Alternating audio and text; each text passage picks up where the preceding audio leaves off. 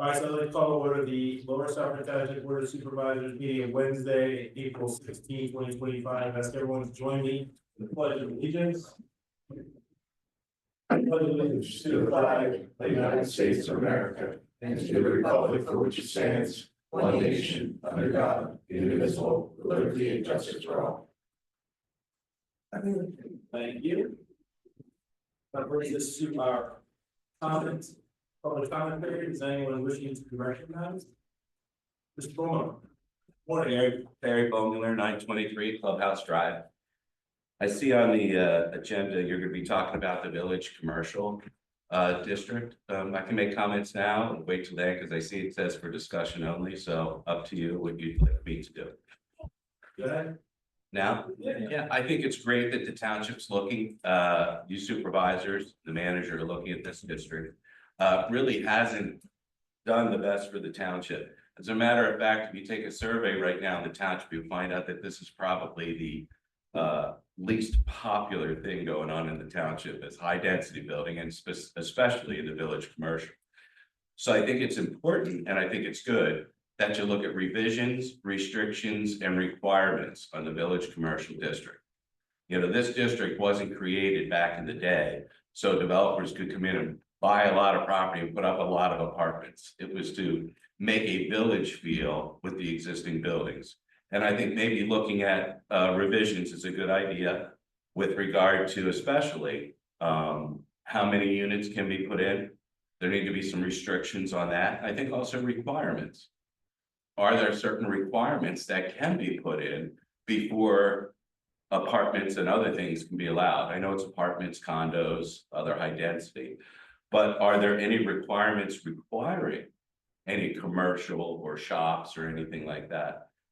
That's the part that failed, right? I mean, fortunately, some of the building that has gone up has been quality buildings, but just maybe a little bit too much of it. So I think the density needs to be tamed down a little bit.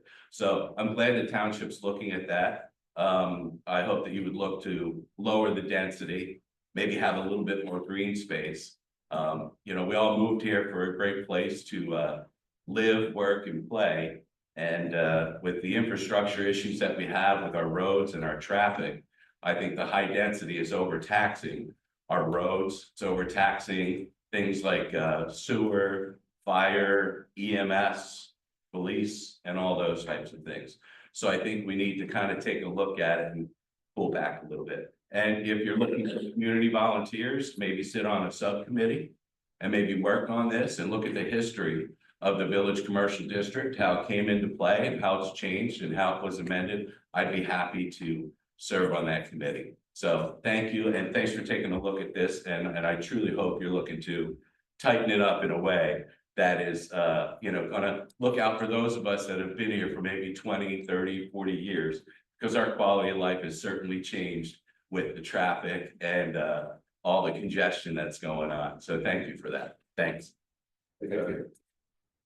No, I do agree that with the village commercial, and I've spoken to a bunch of people like before, we seem to get a lot more village than we do commercial. And it's basically all villages. I haven't seen a commercial building though for a while. And I think the original intent is, speaking with Dick Prescott, who was on the board at the time, when they came up with when they did the rezoning, it was more, you know, if you have a commercial building, you have to have some empty space upstairs. If you want to rent out to make a little more money, you can rent that out. It wasn't, you know, flatten the whole place and make it 400 apartment. And that was the original intent with the whole thing. I agree with Mr. Bowman on some of those points. So that's my feelings also. Kind of in cahoots with him on this. So we're good.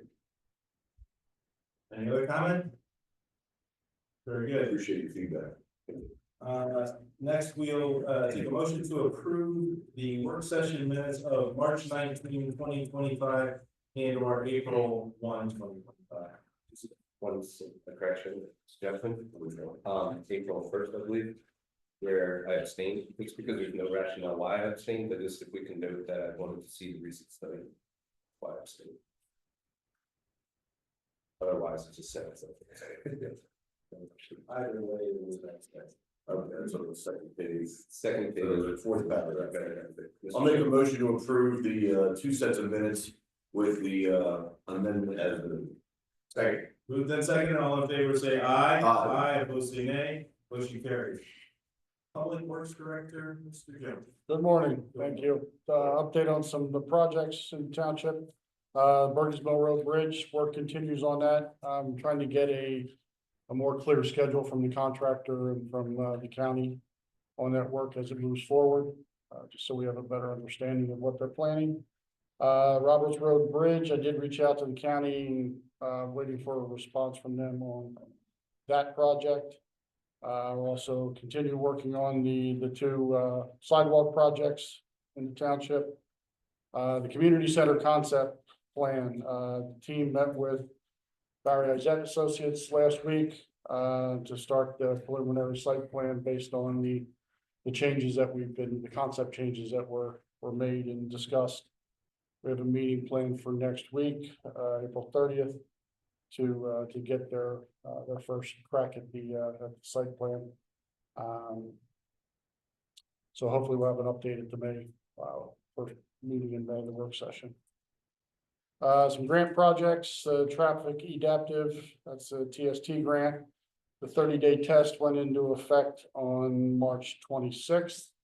So we've got a month for that. If there's any feedback that anyone has on the operations along the Main Street corridor, please let me know so we can incorporate that before the 30-day test is expired. For Oak and Main was on Flash on Saturday. It was. Is it result of the work or what's the problem? I got an email from one of the traffic safety officers, and forget exactly what the issue was, but there was something with the conflict monitor. So Higgins was called out, resolved, but it has nothing to do with any of the work that was done. So it's a separate issue. And if at all possible, I went to remove tracker from my vehicles, because it always seems to red when I get. It's just coming out of breakfast. We might take it. They're open for lunch too. The Stover Road Bridge project, I know Stephanie and her team are proceeding with the design. And the latest information is, I guess, Stephanie, we're looking at a box culvert now for that project, not a bridge. We are at 22 by 7 foot opening, works hydraulically with the 100-year floodplain. So we're looking to meet obviously with staff and go through where we're at with that, and before we set up a pre-app meeting with the Conservation District and DEP. Great, thank you. The Arlene, That's very good news. absolutely good That's a news. Smaller scale project with a lot less impact on the adjacent properties, but. And financially, Yeah, exactly. yes. So, the Arlene Bike Lane project, we'd had a pre-con last week and did a drive-through yesterday with the contractor and with Bowman. So the work is scheduled to begin sometime in the beginning of May.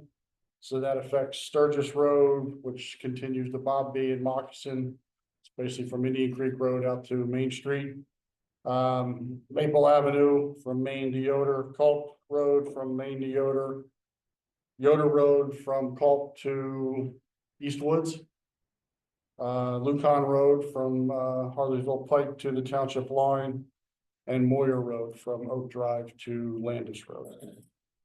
And then there's also Indian Creek Road that's going to get the raised pavement markings and thermoplastic striping on that. So that road is scheduled for an overlay this year. So that portion of the work is going to be held until sometime later this summer. Some department activities, pictures, Mike. We had our annual trout stocking with the kids last week. So that was always a fun event. Had a flu, or I would have been. Had my niece ready to go. We had two groups again, graders from the Souderton Charter School Collaborative. They have an environmental science program that these kids participate in. So there was about 35 sixth graders. And this is This is the YMCA preschool.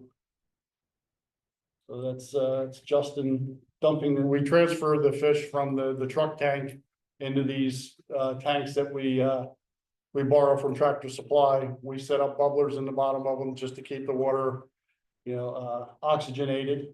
So that the fish survive until the kids can come along. We bought a bunch of little nets. They come in, they scoop them up, and then they just toss them into the pond. We had conservation officer from the Fish and Boat Commission that was there. He talked to all the kids and the adults about what he does and what they do, and a little bit about the fish.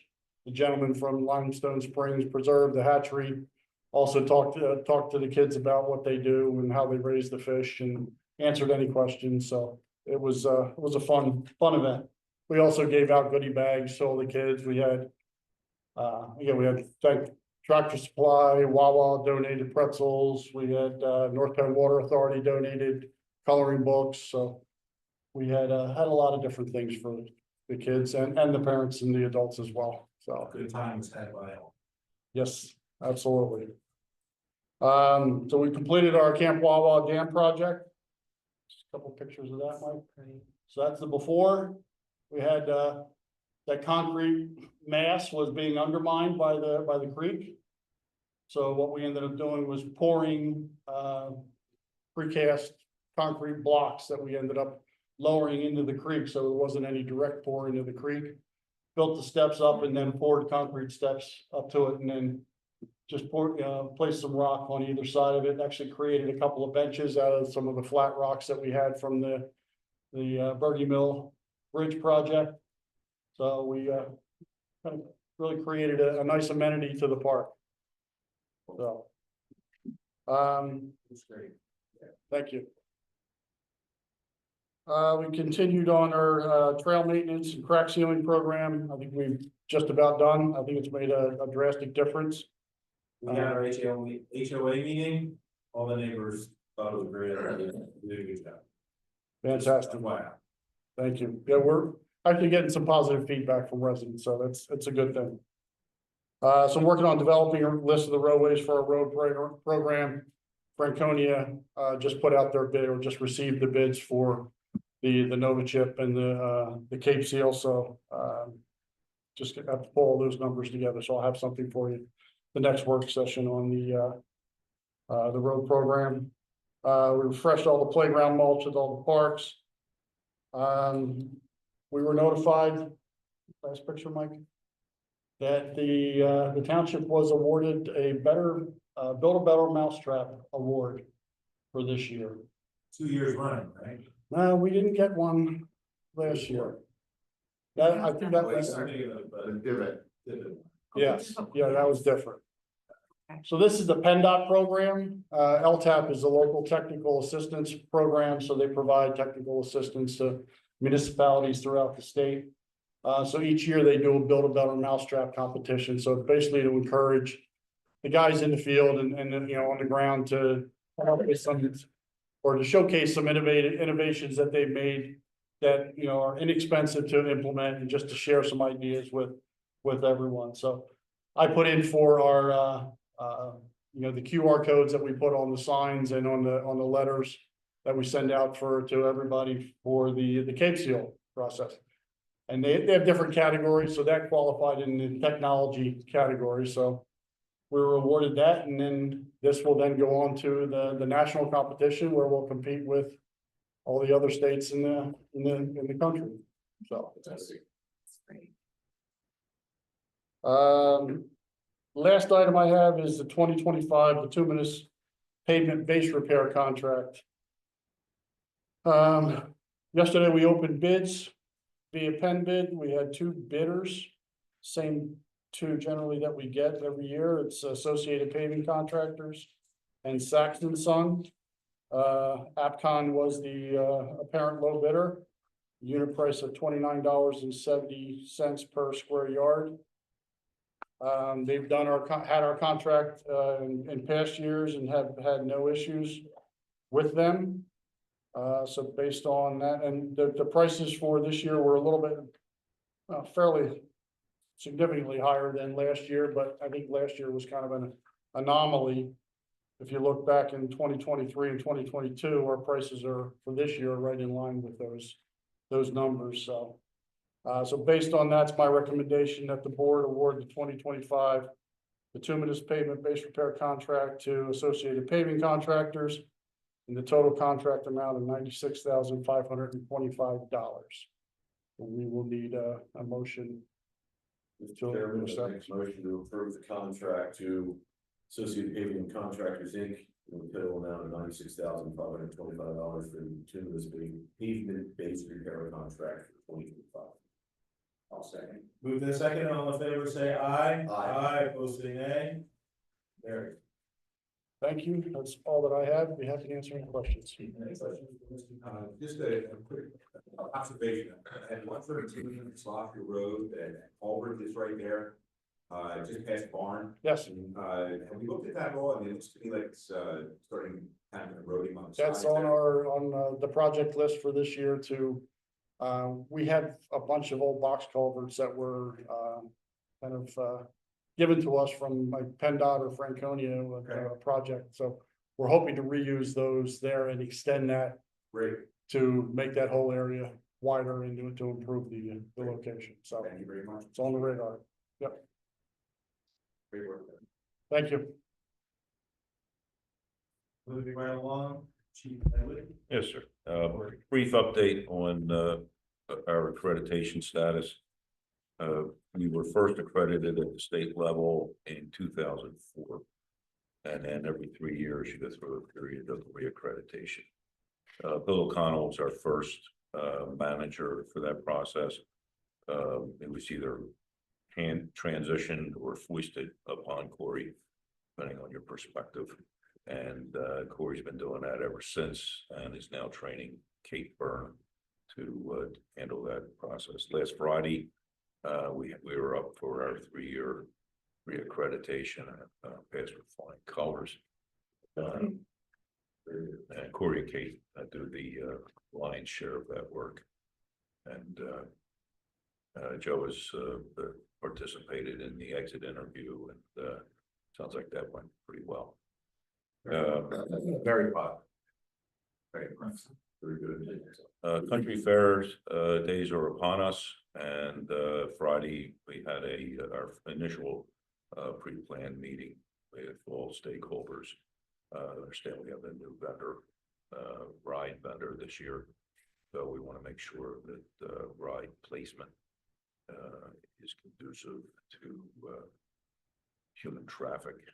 It's the only human trafficking we allow. Use that terminal. Yeah. So it looks like all the boxes are checked and should be another successful year. Whatever permit. Always. Just yesterday, a traffic issue came to light. Apparently, I don't know if Stephanie's touching on it today. Our proposal for upgrading the school crossing signals for Indian Valley. We're going to make that proposal again this year, and PennDOT, their comments last year were that it's not really a safety issue, just to upgrade existing hardware. So we're going to be looking at crash history, pedestrian crossing issues. I don't know that we're going to have anything significant, but we'll do at least a 3-year, just to give Stephanie some more data to review. I think that's about it. Sounds good. Thanks, Tom. Any questions for the chief? Hearing none, moving along, building and zoning, Mr. B. Thank you, Mr. Chairman. So far this month, we've issued 37 building permits, so we're starting to see an uptick in that. And not to no surprise, we don't have a zoning hearing board for May. We have been receiving inquiries on 34 Morris Road, which is the non-dedicated portion of Old Morris, sometimes called Morris Road, on the other side of Storm Road. There's an existing apartment building. It's only a 2-unit apartment building the owner of that property wants to renovate that to the point of replacement. And wants to make it bigger, and so since it's an existing non-conformity, he would have to go to the zoning hearing board for that relief. And so they've been reaching out over the past, I want to say a year, better part of a year, so we might be seeing that application to the zoning hearing board soon. The planning commission has been pretty busy the past couple of months, and this month is no exception. We have 4 land development items. One being Hoffman Road. There's a 3-lot subdivision. And that's the old Slimmer Farm. It's since been sold, but it's the old Slimmer Farm field. 3-lot subdivision, 17 Mainland Road, Creekside Mainland, amended final plan. Conversion of the restaurant to dwellings, and then with the new 8-unit apartment building behind that. 10 Schoolhouse Road, they're proposing right there at Schoolhouse in Womble, they're proposing a 3-story office building, 10,000 square foot footprint, with 30,000 square feet total. And It's sort of electric, right? Yeah, that's right. yeah, they're expanding. And Salford Mennonite came in with a proposal for 78 Frost Mill. They are proposing a 4,940 square foot pavilion, which is partially enclosed. It has bathrooms, a little kitchen. And also additional parking, a couple accessible parking spaces, little driveway access. And they submitted that as a proposed waiver of land development, and since it's accessory non-residential, it is up for conditional use also. And so we're gonna be looking at that to planning commission, and then that would be on your May, potentially on your May 4 action on authorization to advertise for a June hearing for that. And we'll also be looking at the village commercial amendments. That was briefly spoke about this morning in the public comment with Barry. And that is going in tandem with the proposed right-of-way amendments. And that's primarily why Michelle and Stephanie are here to discuss that, if there's any questions with any of that. So why don't I move to the next item on the agenda here, which would be the village commercial zoning district proposed amendments. We've been, as you know, we've been working on this since, I want to say since 2021. And it's been going back and forth with comments from our consultants and from the planning commission. And in front of you, we tried to make it as simple as possible to interpret what the proposed changes are. They're pretty comprehensive. It goes from the purposes section of the BC ordinance all the way down through the neighborhood design section of the BC ordinance. And so there's tweaks for clarity, there's amendments for to make the village more village-like with regard to setbacks. That's kind of how the proposed right-of-way amendments folded in, because with 100-foot wide ultimate right-of-way down Main Street and then down Harleysville Pike, it was difficult to keep the village scale. And so that was a contributing factor. We also looked at the density because it was difficult to interpret and calculate the allowable density. Got rid of the density calculation section because there were some discrepancies there. If you calculated it one way based upon the written calculation requirement or the allowable, you get one number, and sometimes you would get a different number if you actually use the calculation section of the ordinance. So we just got rid of the calculation section of the ordinance there. But I'd be more than happy to address this from the beginning to the end and see if there's any questions. Again, it'll be on for the planning commission this month, and so it would be anticipated to be on your May agenda for authorization to advertise, and then again, along with Salford Mennonite's conditional use, be on the June agenda for consideration for adoption for both the BC and the right of way. I mean, I think it does a good job of simplifying. That was high test calculus for the density calculation before, which was not good for anybody. It wasn't easy just to pick up and see what can you do. And that's, I think, for sake of clarity, it was a good thing. I'm just curious, and I haven't, I've talked to Manus a number of times, obviously, we have had a number of residential proposals within village commercial. We don't get as many commercial proposals right now, and that's partly due to the economy. Office is not a high user when it comes down to it. One of the things I wonder though, to try to encourage that, is there anything we can do, is we do want to see the reuse of the buildings for their traditional non-residential, most of them, well, many of them are houses, so some of them are conversions. Is there anything we can do to streamline the process if someone wants to convert it to get to a use we want to use? I mean, let's put it that way. You know, when we're getting to the point of seeing that conversion to a business, a small confectionery shop, something that would be seen as what village should be. Is there any way we can build that into the ordinance for the review process? Is you run into a conversion of a building and it turns into a land development and they get, you know, multiple review letters. No offense, that's what the process is. How do we, is there any way to sort of simplify that on the smaller scale? And you may not be able to answer that now, but maybe some of the pop at the planning commission have that discussion. I think that would be helpful to encourage some of these small businesses to start with locations. Like an incentive for the duration of the process. Right. Not necessarily, and Well, if I'm someone who, I'll take Sips and Berries, that's been a popular little store. That's a local couple that wanted to start a business. If they wanted to go into the village, they did go there. How do we encourage that to reuse one of our buildings and simplify the process a little bit? Because that's a good reuse of it, you know, rather like the waiver of land development process we talked about, things of that nature. How do we sort of encapsulate that for village commercial to give that as a path to encourage that kind of use? I think one idea that comes to mind might be looking at our parking requirements. We've looked at that, I want to say briefly, Right. probably about a year ago. And we've always had, it seems, a parking issue in the villages of, well, I want to say down at Harleysville, in the village of Harleysville and at Lyra, and potentially mainland. Parking deficiencies and difficult to find the available parking for your use. Right.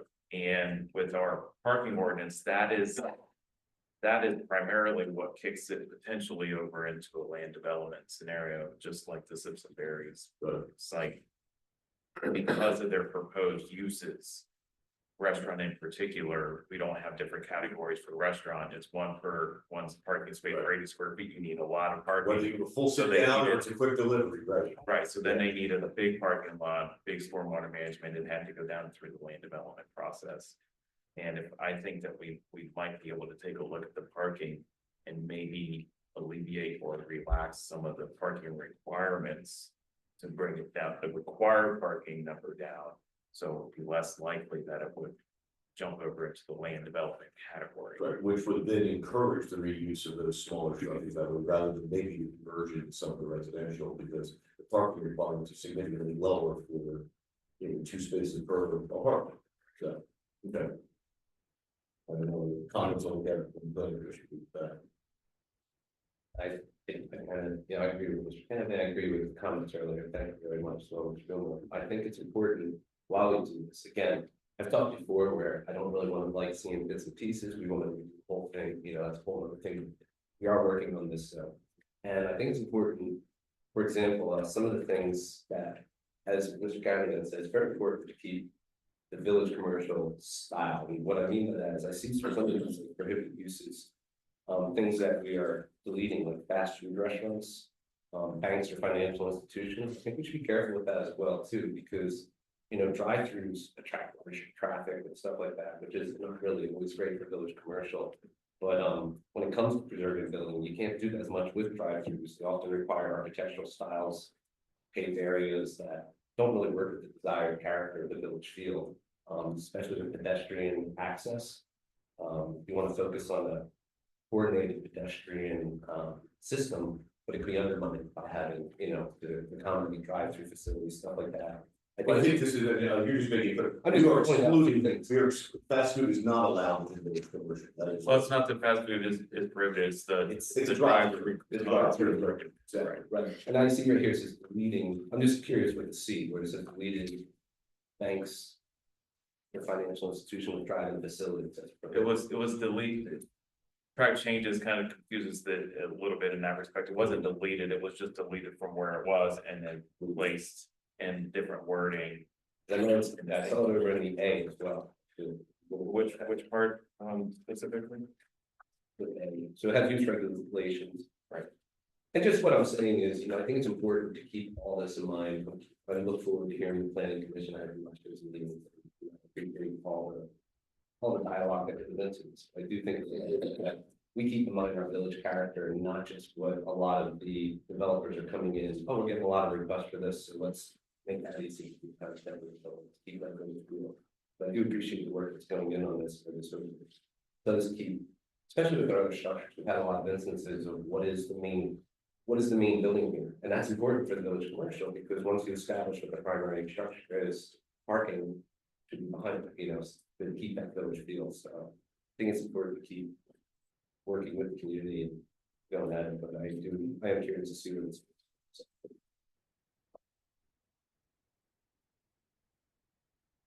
Question on changing the ultimate right of ways. How's that going to affect density anyway? That, like, if you move the boats closer to the road, you gotta have more room for extra building behind, or more parking area that you can add another unit in there. Is this gonna, I'll let Mike, I mean, I think the issue comes down to the buildings have already, there are very few unbuilt properties within the village. Okay, so it's a matter of trying to not immediately make the existing buildings non-conforming right when you come in, because then that discourages the reuse of them.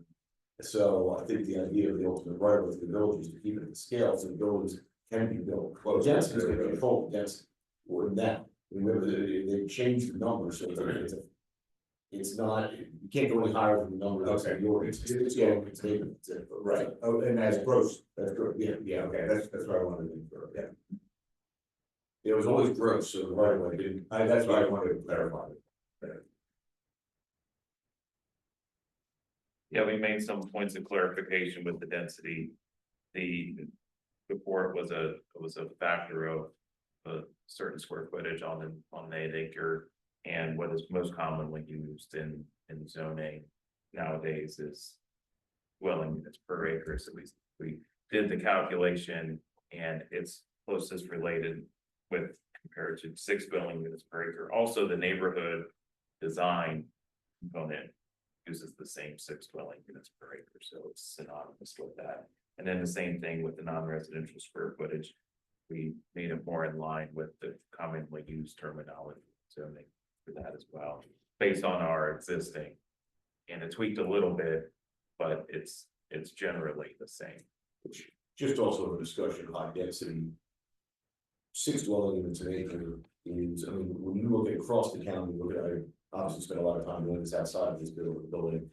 8 to 10 dwelling units an acre is a typical apartment use, dwelling density, things of that nature. This is below that from a high density standpoint.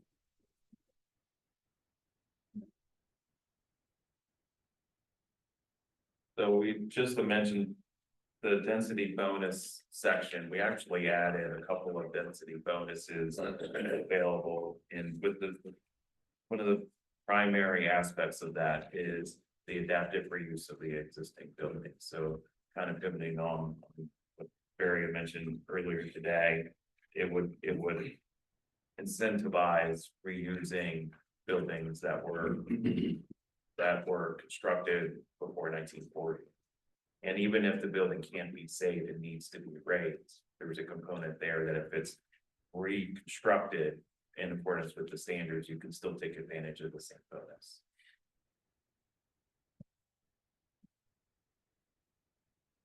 Okay. Then I can briefly describe the ultimate rights of way proposal. So down the middle of Harleysville Pike, we did an analysis of the distance between the buildings across across Main Street down the village of Harleysville. And it's an existing 100-foot ultimate right of way. We're proposing it to go down to 80, which still at 80-foot ultimate right of way, you still have the buildings inside of that ultimate right of way. The overall general average, let's say, distance between the buildings is in the 70s. About 70 some odd feet between building front to building front across Main Street. And so moving into 80 makes it a little bit more in line with the existing buildings that are out there today. Same thing with the village of Little Rock, although the village of Little Rock is more drastic down there. Typically, the building across the street distance is in the 30s. And there's a 100-foot right of way that goes through for Harleysville Pike. And also 2 60-foot rights of way that go through on Little Rock Cross Road and on Southfordville Road. So it was proposed that the 2 60-foot ultimate rights of way be taken down to 50-foot ultimate right of way. And again, it's still going to bottleneck there at the village. And then the ultimate right of way for Harleysville Pike would go from 100 feet to a 60-foot ultimate right of way through the village. This is through the village commercial district only.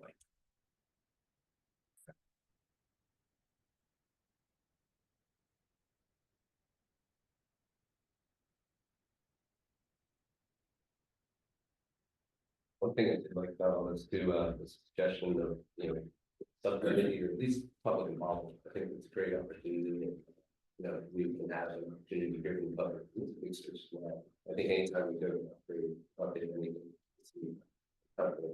when we hear, it's great to hear from the audience. We usually don't hear how this affects people, and that's important. So having any kind of outgoing.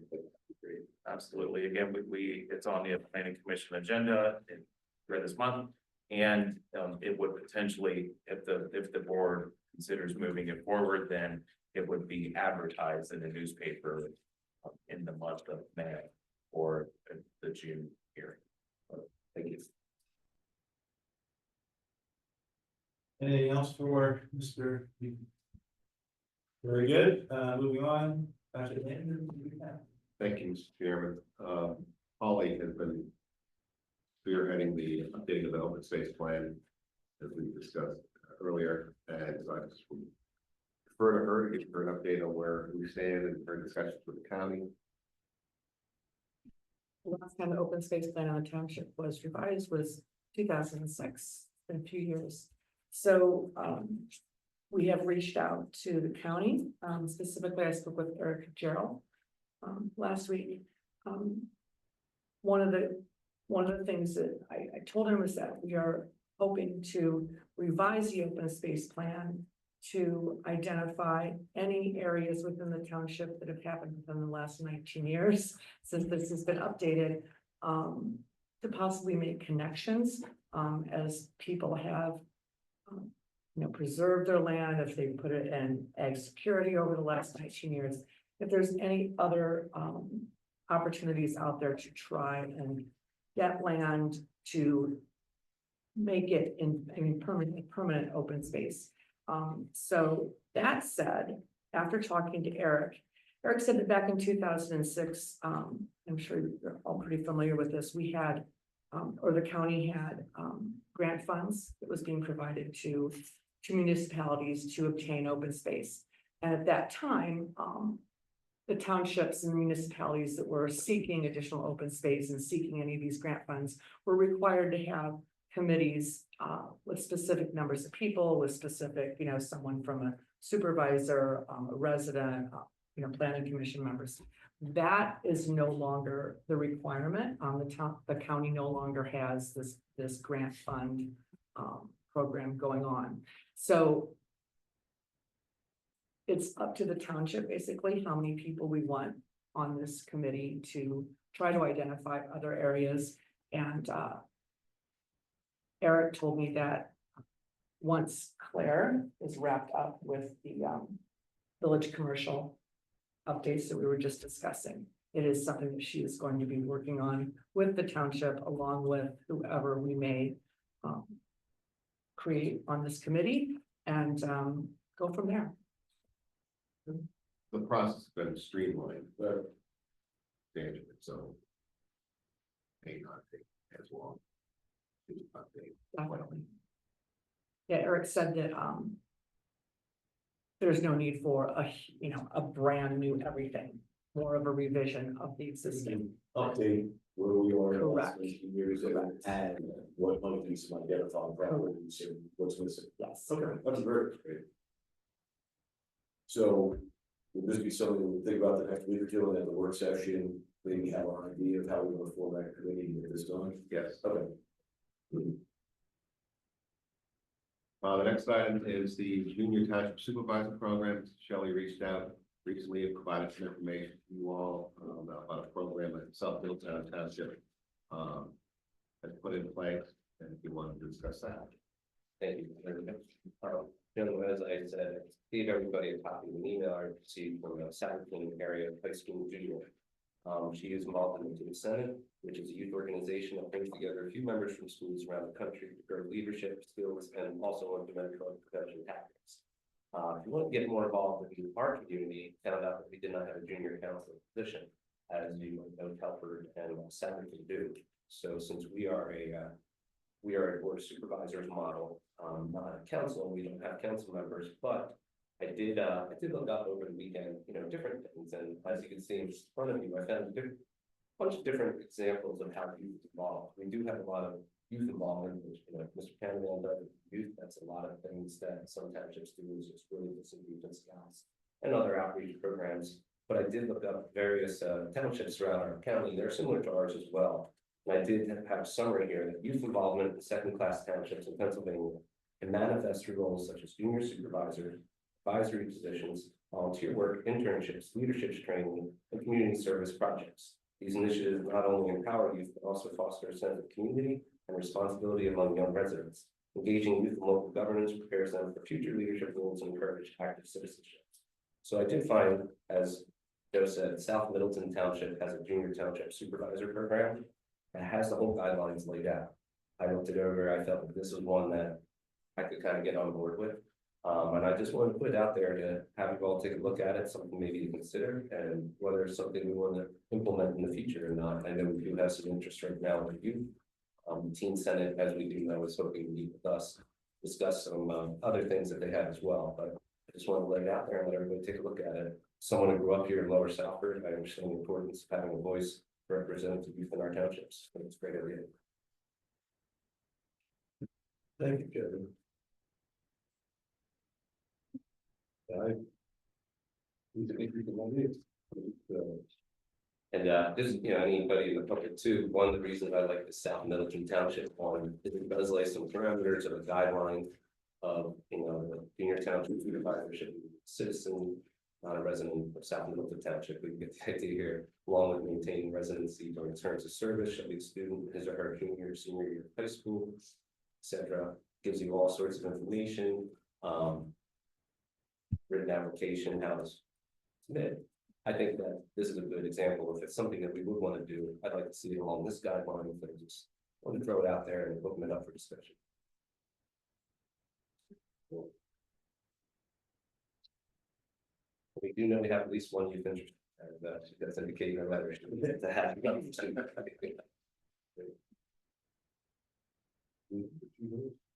I do not. Yes, actually. I believe, and this is Nihirika. Yes. Nihirika and community. I believe she lives in, I know, it's Grayson, I believe.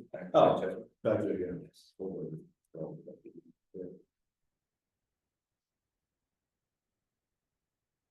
I'm definitely willing to consider it, let me review this and then talk about it. I found a couple other different parameters. This one I felt was the most, in my opinion, the best guy. Oh, it's That pretty, laid everything pretty out. clear, tells you how to appoint them, Exactly. what their rights and responsibilities are. Yeah, It's something I'd like to see, here's how we go with it. good. Thanks, David. Thank you. Anything else? Just real quickly, we discussed a couple of months ago, some possible changes to the schedule, work schedule and office hours. We are getting closer to speaking of getting this in place. It seems every time we look at, one plan, things pop up. It's kind of like whack-a-mole. I think we've gotten pretty close to finding something that might work. Grace is running some, putting some plans together scenarios together and see, how this would work. I think at the end of the day, the advantage to the resident is that we should probably at least have 4 hours additional office hours over in the morning, early morning hours, which assists contractors and so forth, start their day, you should start their day somewhat earlier than most other folks, so I think this would be a positive for the whole township, but I hope in the next week or two to be able to bring a proposal. Sounds good. All right, sounds like a win-win. Yes. Very good. Nothing further for the minute. Do we have need today for an executive session? I don't please. This is today. All right. So moved. Leave that second, all in favor, say aye. Aye. Don't say nay. Motion carries. So, voted on.